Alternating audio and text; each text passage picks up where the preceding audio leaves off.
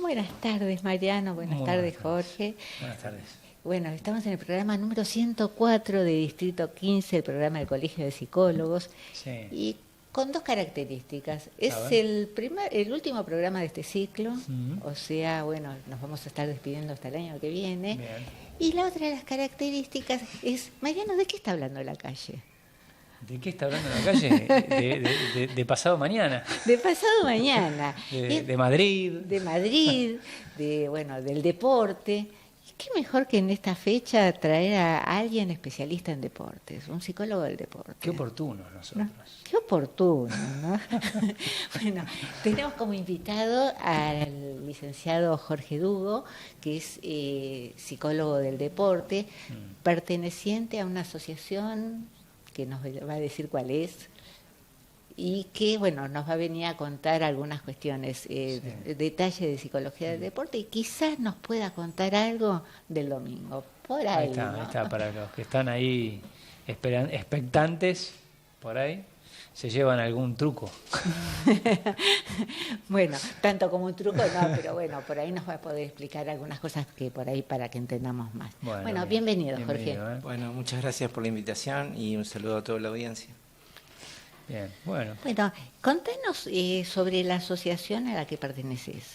Bien, bueno, yo pertenezco a APDA, que es la Asociación de Psicología del Deporte Argentina, y que para que tengan una idea tiene 26 años, digamos, de existencia.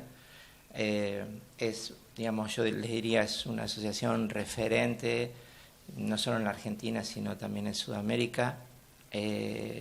Recién fuera del aire te comentaba, Susana, que hace, por ejemplo, hace más de 10 años que yo coordino, digamos, lo que es la formación, ¿no? Psicólogos que quieren especializarse en psicología del deporte. Y una de las cosas que me llama mucho la atención es que de estos 15 años a esta parte, tenemos que en febrero, bueno, dejar alumnos afuera, mucha demanda de psicólogos para especializarse, no solo acá en la Argentina, sino, esto es lo curioso, por lo menos para mí, que vienen de otros países a formarse acá con nosotros. Así que, bueno, por un lado la satisfacción de que seamos una asociación, digamos, referente, y por otro lado decirles que esto habla a las claras del avance de la psicología del deporte, de psicólogos que quieren meterse en este ámbito por una serie de razones. Y bueno, para los que nos gusta esto, la verdad que es un dato interesante, ¿no? O sea, quedan alumnos afuera, digamos, no pueden ingresar. Claro, porque tenemos un cupo. La formación, para que todos sepan y estén enterados, es una formación de 2 años. Entonces, digamos, en segundo año tenemos un egreso aproximado de 60 psicólogos por año. Entonces tenemos que limitar la matrícula porque en febrero suele cerrarse porque hay mucha demanda. Más allá de la satisfacción mía y nuestra como asociación, les vuelvo a decir, esto habla del avance de la psicología del deporte en el mundo. O sea, cada vez hay más psicólogos que quieren formarse en este ámbito. También fuera del aire te decía que nada, es como que somos testigos de 15 años a esta parte, la modificación que ha habido año tras año, tanto en nosotros los psicólogos como en el mundo del deporte. Ha habido muchos avances, mucha cuestión novedosa que no deja de asombrarme, ¿no? La verdad, les cuento así brevemente, la pregunta por ahí siempre es, ¿y por qué te metiste en psicología del deporte, no? Más allá de decirles brevemente por qué yo personalmente me metí en psicología del deporte, siempre me pareció interesante cuando arranca la especialización, se le pregunta, imagínense a los 50 alumnos, ¿por qué están acá? Y hay 2 respuestas que son, digamos, como mayoritarias, ¿no? Una es porque alguien hizo deporte, ¿no? Uno de los alumnos hizo deporte. Y la otra situación, por ahí te dicen, la verdad que estoy cansado de la clínica y quería como otro aire, ¿no? Y también brevemente les digo, o sea, un día como hoy de sol, estar al aire libre, observando una competencia, les digo que es algo espectacular. Bueno, nos estás tentando. Psicólogos que quieren hacer un cambio de aire. Claro, contanos, ¿qué es esto de la psicología del deporte y cuáles son las condiciones, que incluso nos contabas un poco por fuera del aire, Sí. para, bueno, comenzar esta especialidad? Bueno, primero, obviamente que te tiene que gustar el deporte, pero es saber, hay una serie de situaciones a pensar, ¿no? Primero les diría que cuando te metes en el deporte es interesante que apuntes a un deporte y un deporte que conozcas. O sea, tenés que conocer el deporte porque,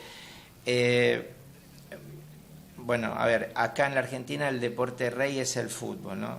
Ya que arrancamos con Boca y River. Pero voy a poner el ejemplo del fútbol, se puede trasladar al deporte que la gente quiera pensar, ¿no? Para intervenir, para hacer la lectura psicológica de un deportista, tenés que conocer lo básico del deporte, porque si no conoces lo básico te perdés en esa observación. Si vos, no sé, no sabés lo que es, no sé, en rugby un try, no podés como leer si ese deportista fue o no eficaz en la intervención deportiva. ¿Se entiende? O sea, la observación la hacemos a partir de lo que ocurre en el campo de juego, con las características, con el lenguaje, con el folclore, el deporte, y una serie de cosas que hay que conocer para poder intervenir. No sé, que en el fútbol sepas que, no sé, que un vestuario no es un lugar más. O sea, no, ¿sí? Claro, o sea, tenés sí. que conocer como el ABC en ese sentido. Claro, ¿no? yo me quedé pensando, cuando vos hablas de conocimiento, ¿qué sería? ¿Un conocimiento teórico y de observación o es un conocimiento práctico? ¿Tenés que haber practicado determinado deporte? No, no necesariamente, no necesariamente. Sí conocer esto que digo, lo básico para hacer la lectura de si ese jugador, digamos, qué eficacia tuvo o no en términos de rendimiento, ¿no? Ajá. Porque también empalmo con esto. El objetivo central es la mejora del rendimiento deportivo. Hoy menos, ¿no? Pero algunas personas suelen todavía asociarlo. Nosotros tenemos todos muy instalado el modelo clínico. Claro. Entonces, No hay una dirección de la cura.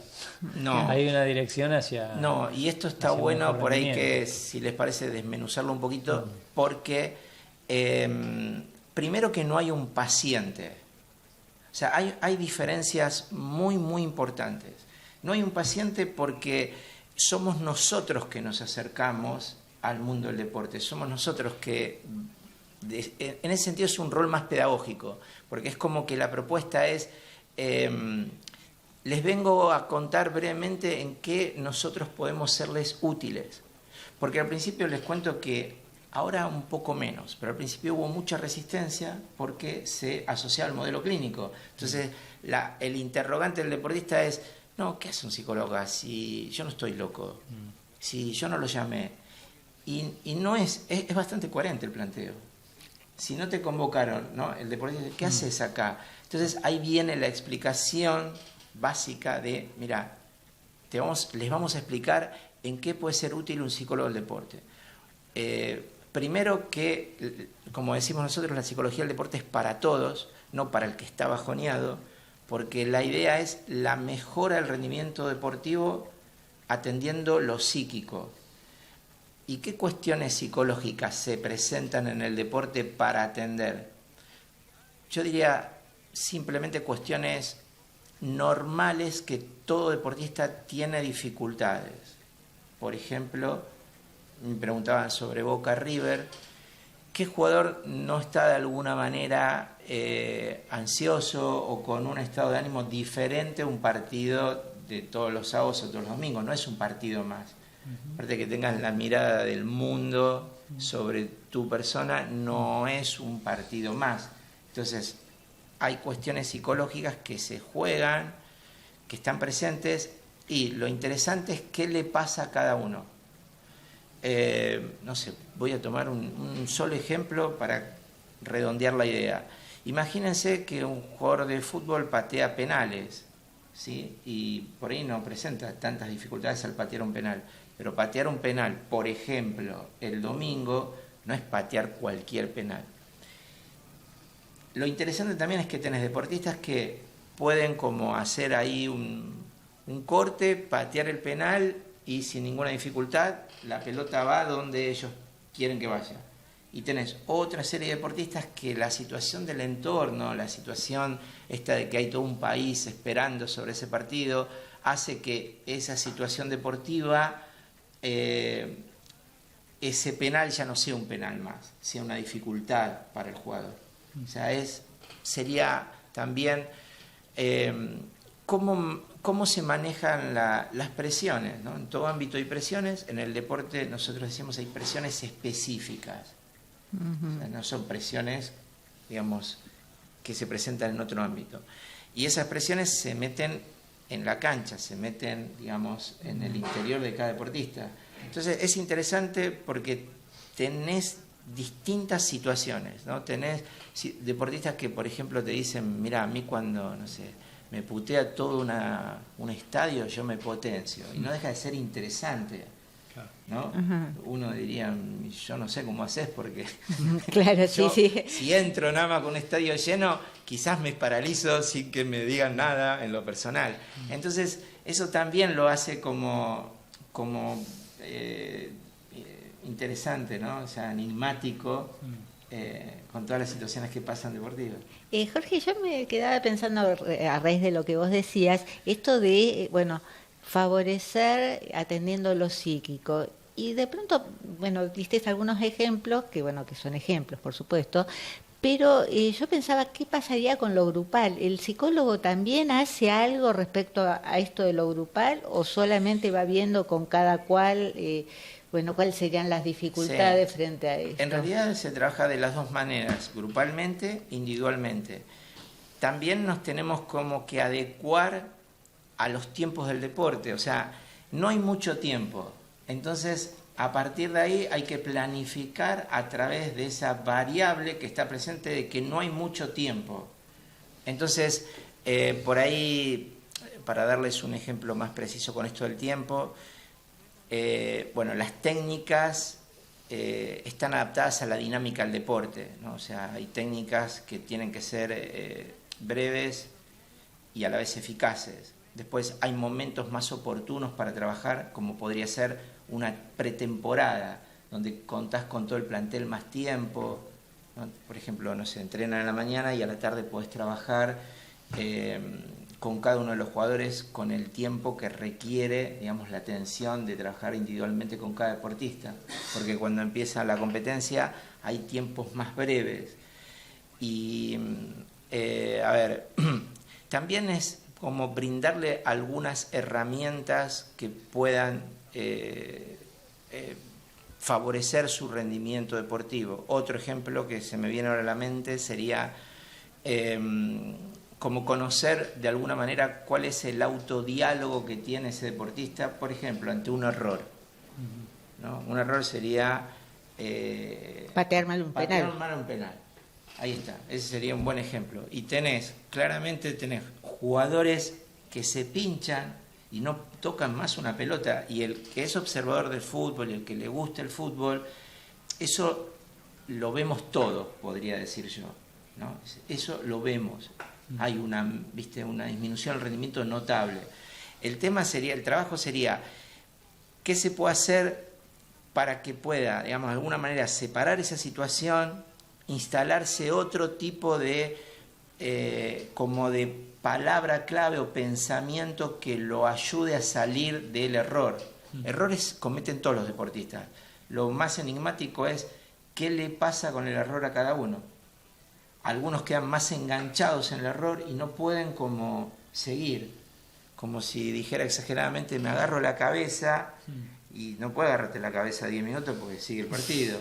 Entonces, lo digo de esta manera para que se entienda la idea, ¿no? Y hay jugadores que por ahí pueden hacer un corte más adecuado para seguir en la competencia, ¿no? Y por ahí instalar cosas como, por ejemplo, para contarles un poquito rápidamente el final de la película, instalar como algo así de que la pelota más importante es la próxima, ¿no? Como un mensaje un poco más alentador, tanto si hiciste una buena ejecución o mala. Te sirve, ¿no? Como que si hiciste un golazo, como que no te relajes, y si cometiste un error, tampoco que te quedes muy enganchado. ¿Más o menos se entendió la idea? Bueno, qué interesante esto, porque no estaríamos hablando de que el presente es lo único, sino que siempre hay que ver el momentito después, que vendría a ser lo más importante. Sí, digamos, evaluamos una serie de cosas y también es adaptarnos a qué necesita y qué sería eficaz para un deportista.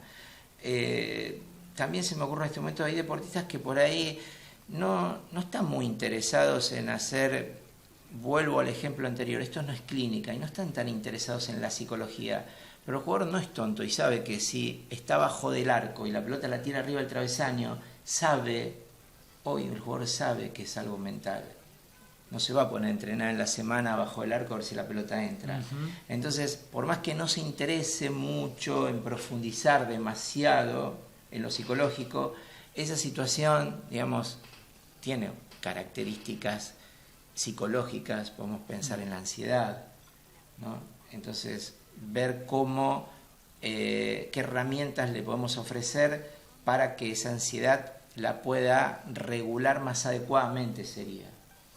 ¿Sí? Como, no sé, también otro ejemplo, me parece didáctico lo que voy a decir, es escuchar que el jugador te dice, estoy 24 horas pensando en el partido, ¿no? Creyendo que eso es bueno. Y por ahí nosotros le decimos que no, que sobre todo si esa ansiedad después se incrementa y en la cancha eso no le sirve. Entonces por ahí, viste, es salir de esta situación y decirle, ¿por qué no te vas a charlar con un amigo? Haces algo distinto y tomás aire. Si ya entrenaste, ya estás preparado para el partido. Por ahí necesitas como salir un poquito de esto y tomar otro aire. Esas serían algunas situaciones para que entiendan la intervención. Sí, vos hablaste de algo que me quedó picando, que vos hablaste de la eficacia, ¿no? Claro, yo pensaba que es distinto pensar una intervención o hacer una lectura de lo que le pasa a un jugador, siempre, bueno, pensando en que tiene que ser altamente eficaz en un periodo de tiempo muy corto, donde no importa tanto, digamos, cómo te sentiste, sino qué es lo que hace con eso. Disculpa, en comparación a la vida misma, donde uno... Importa, pero nos tenemos como que adaptar a los tiempos que son distintos. Por eso también desde el marco teórico es más adecuado hablar de lo cognitivo-conductual. No porque el psicoanálisis, digamos, es más, en lo personal me parece, digamos, la teoría más interesante a mí en lo personal, pero en el deporte tenés que contar con otro tipo de fundamentación para intervenir. Por eso también esto es interesante, ¿no? Hay algo como del orden de lo inmediato, ¿no? Entonces... por un lado te diría sí, después también hay deportistas que por ahí son más reflexivos y también está esta situación, a ver, lo personal entra en la cancha. Y después tenés situaciones donde hay deportistas que por ahí quieren ahondar un poco más y bueno, habrá otro espacio, ¿no? Otro espacio. Con otro psicólogo. Sí, o también podría ser con el mismo psicólogo, pero en otro espacio, porque acá no hay lugar para la clínica y tampoco es la propuesta. Eso también es importante. No es la propuesta la psicología clínica. ¿Sí? Serían los ejemplos que les di anteriormente como para que pueda también tener un apoyo más en lo inmediato. También suceden cosas que a mí me llaman la atención y me parecen interesantes. A veces no intervenís tanto, ¿viste? Con el deportista. Y el hecho de que haya la presencia de un psicólogo, como ocurre en otros ámbitos, también eso tranquiliza.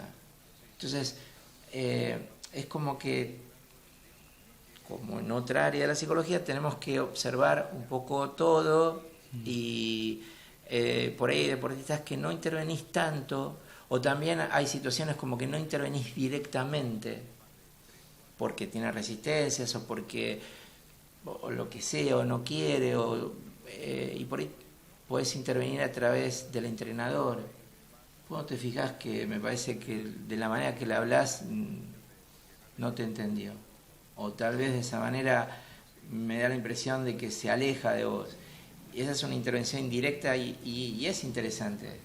O sea, no siempre trabajamos directamente con el deportista, eso quiero decir. Sí, me quedé pensando en esto que decís sobre la sola presencia, ¿no? Como si fuera una especie de regulador de ánimos, una cosa así. Esto yo lo veo, no sé ustedes, yo lo veo en muchos ámbitos. La presencia de un psicólogo, digamos, ya ofrece un lugar de contención de por sí. Entonces, no de cábala. no, para nada. Y ahora hablamos de algo Vos sos más una interesante, cábala. lo de la cábala, porque sucede mucho. Está bueno lo que dijiste, si me permiten, digo algo de la cábala, me parece interesantísimo. Lo digo ahora antes que se me vaya, porque en el fútbol es increíble cómo está potenciado la cábala. Les cuento algo que nos pasó, yo diría a casi todos. Entrás en un club y otra cuestión interesante es ¿cómo te posicionás? ¿Qué haces si el equipo empieza a ganar? Y la otra es, ¿qué haces si el equipo empieza a perder? ¿Se entiende? O sea, porque pasan las dos cosas. Cuando el equipo, vos sos nuevo, ¿no? Entrás en un club, vamos a ir con la línea del fútbol, y el equipo ganó, tenés más de uno que te dice, el sábado, se fue el sábado o el domingo, ¿no? El sábado tenés que venir, ¿eh? Entonces yo estoy con esta línea de pensamiento, ¿no? Parece que hay que relajarse, tomarlo como que es parte del ambiente y tratar de neutralizar obviamente eso, no quedar, digamos, desde ese lugar, que tratan de ponerte desde ese lugar, del lugar del pensamiento mágico. Entonces es de una manera, por lo menos es mi modo de verlo, ¿no? De una manera tranquila decirle que nada, que vos estás presente con los 3 resultados que van a ocurrir, como despegar un poco de si el equipo ganó. Porque a veces, y de hecho ha sucedido, que algún psicólogo por ahí puede creerse algo de esto y emocionarse por demás por este tipo de comentarios. La pregunta es, ¿qué haces cuando el equipo empieza a perder? O sea, cuando uno trabaja seriamente y puede como tomar distancia de esto que está muy presente, esto quiero transmitir, está muy presente, se verbaliza mucho, no es que está oculto, se verbaliza mucho, ¿viste? Entonces, una vez voy a dar una charla, 30 jugadores, imagínense, me presentan, y mi desafío siempre es el siguiente, es hablar poco, tratar de decir algo y decirles que bueno, que en el día a día se van a dar cuenta de cuál es el trabajo. Es muy difícil en media hora explicarle a 30 jugadores qué vamos a hacer nosotros. Entonces me acuerdo que un chico levanta la mano, medio canchereando, me dice, ¿y el domingo vamos a ganar? Medio como queriéndome decir, mira, está todo bárbaro lo que estás explicando, pero claro, nosotros queremos ganar el domingo. Y entonces, por ahí si hubiese sido mi primer día de trabajo, me hubiese quedado como más tildado, ¿viste? Frente a la situación irónica de este chico. Entonces, lo miré y le dije que no sabía. Ya con eso me parece que los descoloqué a todos. Porque por ahí espera todo el mundo que diga, sí, ¿viste? ¿Entendés? No, el domingo van a ganar. O haremos lo posible, claro, al menos. Y le dije que no sabía, ¿no? Claro. Silencio total. Y cuando hubo silencio, que quería decir esto que les voy a comentar, dije que el trabajo nuestro tiene que ver con apuntar a un bienestar psicológico. O sea, que veniendo una situación muy difícil, que puedan, digamos, como a través de lo que intentamos hacer, que puedan estar más liberados de la presión del tema del resultado. Si vos te sentís más liberado de presiones, yo digo en el deporte y en cualquier ámbito, tenés muchas más posibilidades de que tu rendimiento sea mejor si no estás tan presionado. Y si vos rendís mejor, hay una posibilidad mayor de ganar. Claro. Pero el punto no está en ganar. Eso también es interesante porque el mundo del deporte te pide sí o sí resultados. Y si vos quedás muy pegado a los resultados, perdés el foco. También hay que convivir con una serie de dificultades. Si trabajás en alto rendimiento no es lo mismo que trabajar en divisiones inferiores. ¿Por qué? En divisiones inferiores ni a un entrenador ni a un psicólogo lo van a echar porque el equipo perdió 3 partidos. En primera división viene el mejor psicólogo del mundo, perdió 3 partidos, 4, y es muy difícil de sostenerlo. Entonces, eso también es interesante. Claro, yo pensaba, así como existe la presión de los jugadores en el campo de juego, cómo correrse uno como psicólogo de la presión de la obligación de ganar, de que ver resultados también, ¿no? Sí, me parece que una manera que ayuda es de entrada aclarar para qué estás y qué podés ser útil. No hablar del ganar, porque el ganar no está bajo nuestro control. El mejorar el rendimiento sí. Si un jugador reduce la ansiedad, por tomar un ejemplo, una variable, ¿no? Claro. Si reducís la ansiedad, vas a jugar mejor. Ahora, eso no es consecuencia de que ganes. Y cuando el jugador o el cuerpo técnico escucha esto, en general te digo que tiene buena aceptación.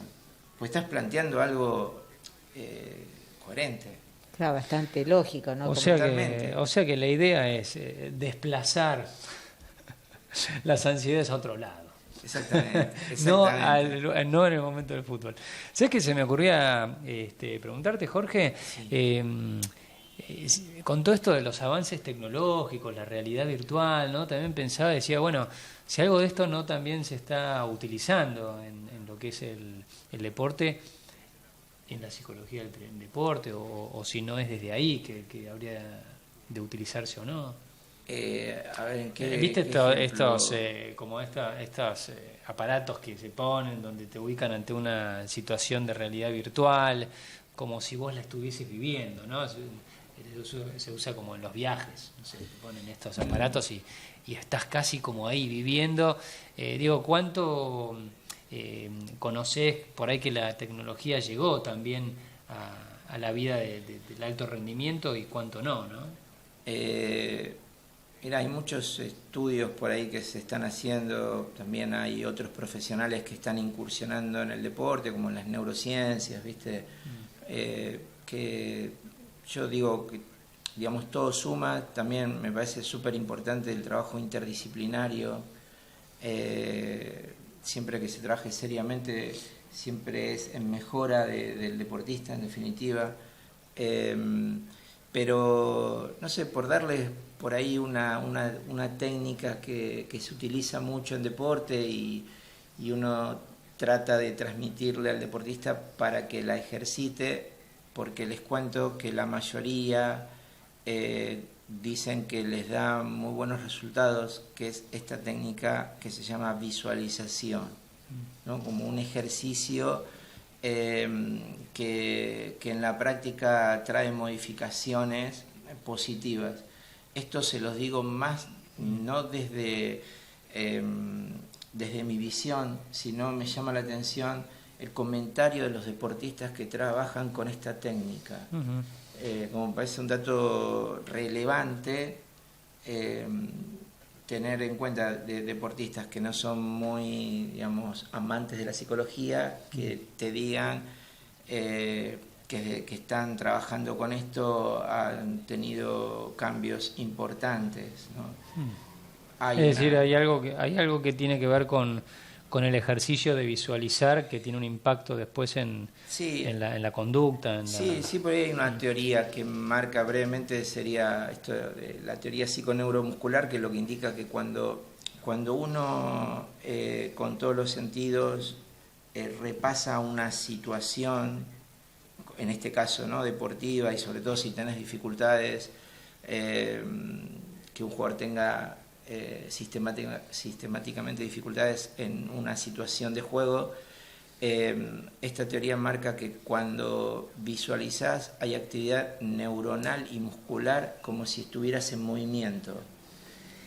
Eso es lo que también lo hace interesante. Entonces, como que, muy breve les digo, sería esto, ¿no?, que la modificación de la ejecución primero la podés corregir en la mente para después pasar a la acción. Esto sería la teoría, ¿no? Pero vuelvo a decirles, me llama más la atención, más que la teoría, es el comentario de los deportistas cuando realizan esta técnica, porque que gente que no está en el palo nuestro te diga, mira, sí, me da resultado, ha cambiado cosas con esta técnica, y se utiliza muchísimo, mucho, les digo, como herramienta hasta para ellos.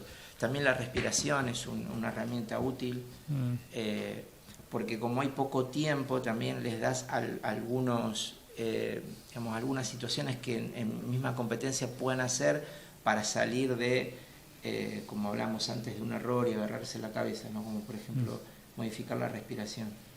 Bueno, qué interesante, ¿no? Digamos, como estas cuestiones específicas. Vos habías comentado algo, que las técnicas que se utilizaban eran técnicas adecuadas al deporte. ¿Esto cómo sería? ¿Como técnicas de evaluación adecuadas al deporte? Sí, digamos, la técnica no tiene que ser muy extensa, por esto que les decía, del tema de los tiempos.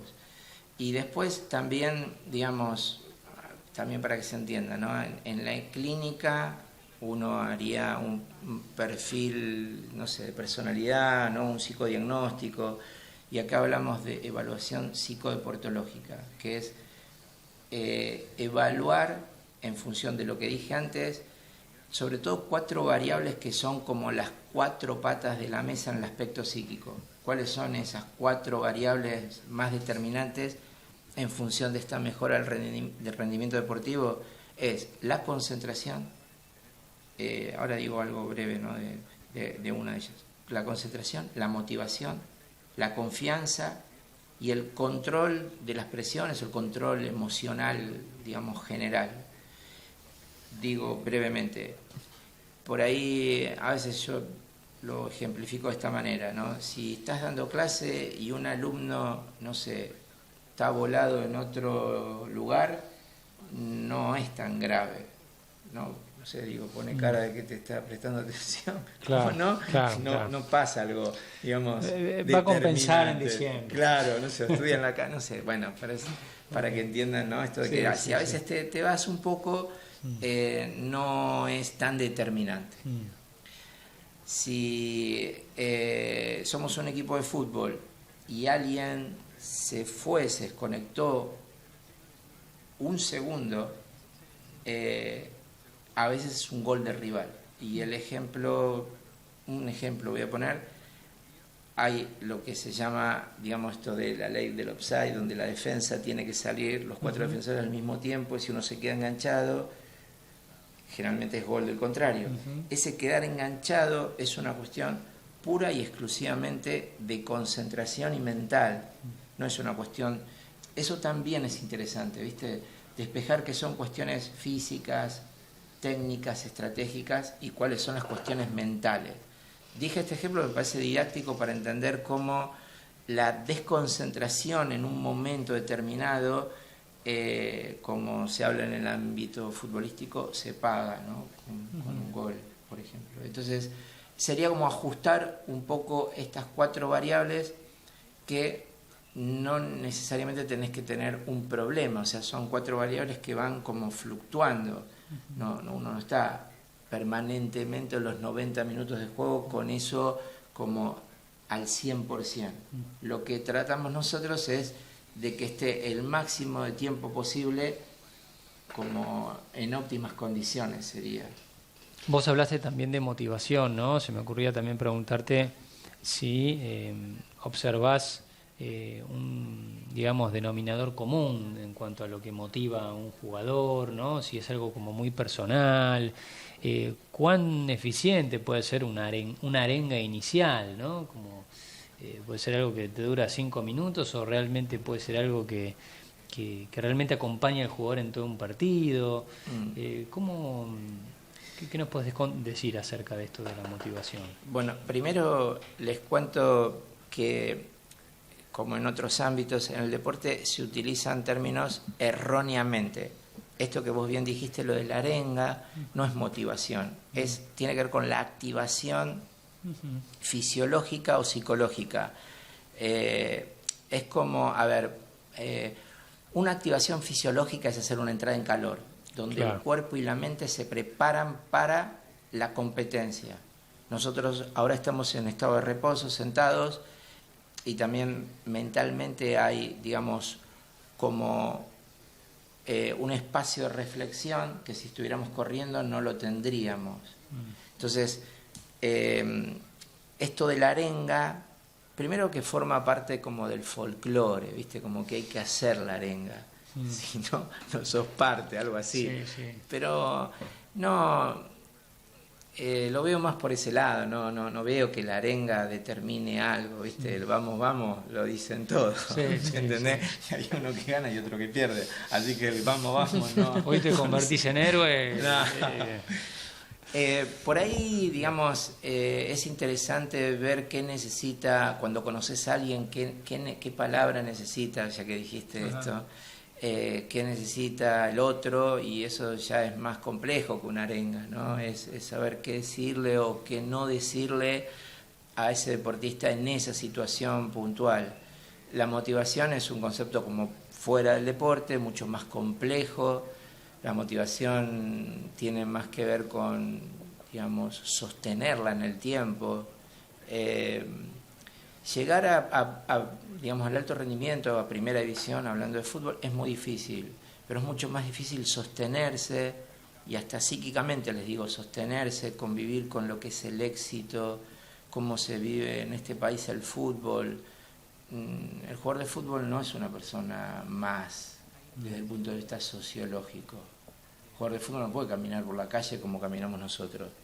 Y se requiere de cierto estado mental para no irte a la banquina con todo eso, lo que significa en esta sociedad, en este país, ser jugador de fútbol. Entonces, también es interesante cómo maneja digamos, este éxito que le adjudicamos en general, ¿no?, a un jugador de fútbol. Sí. Hiciste acordar a una publicidad, creo que fue mundial, de Ruggeri, donde le hablaba a la tribuna. Bueno, a veces les pedimos todo, bueno, ¿no? Muy bueno. Tratando de también ponerse en el lugar, ¿no? Sí. Bueno, también piensen que el jugador tiene que convivir con una serie de locuras.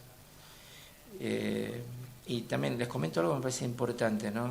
Fíjense que cuando históricamente se habla del deporte, uno dice el deporte es salud, pero nosotros decimos no el alto rendimiento. El alto rendimiento tiene poco de saludable. El entorno tiene mucho componente psicopatológico.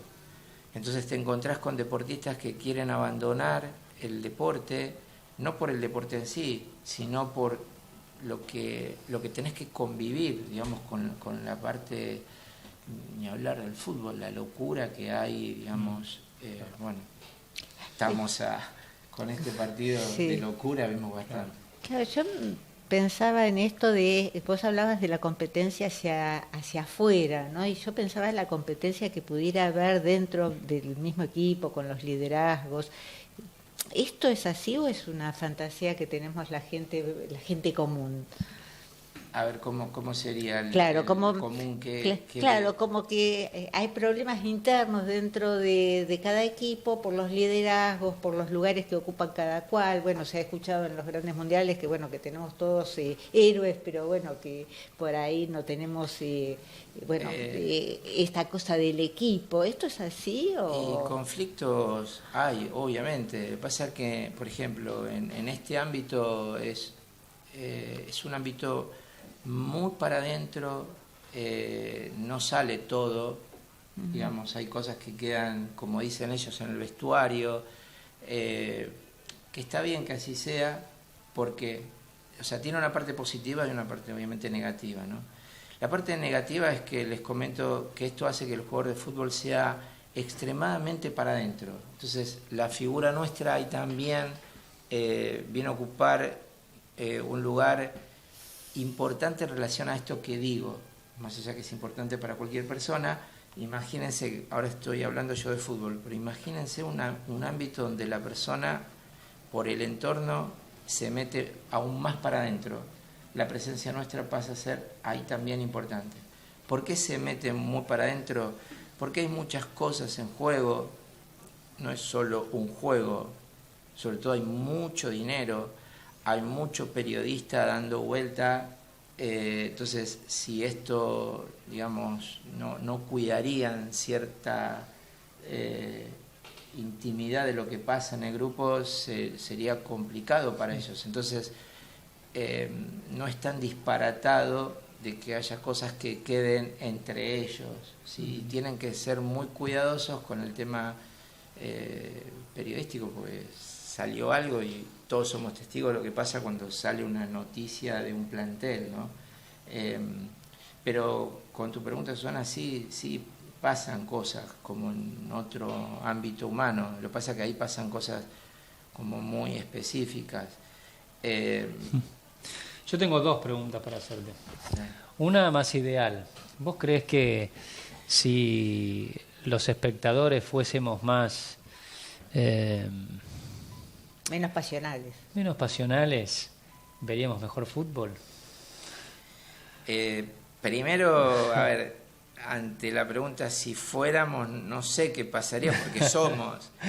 ¿Entendés? O sea, está bien. Tan instalado. Está muy instalado. ¿Entendí? Está tan instalado la pasión que eso lo hace como muy loco, ¿no? Es parte del folclore. Sí. Pero no saludablemente lo veo, como un exceso de pasión que bueno, así que pase lo que pasa, ¿no?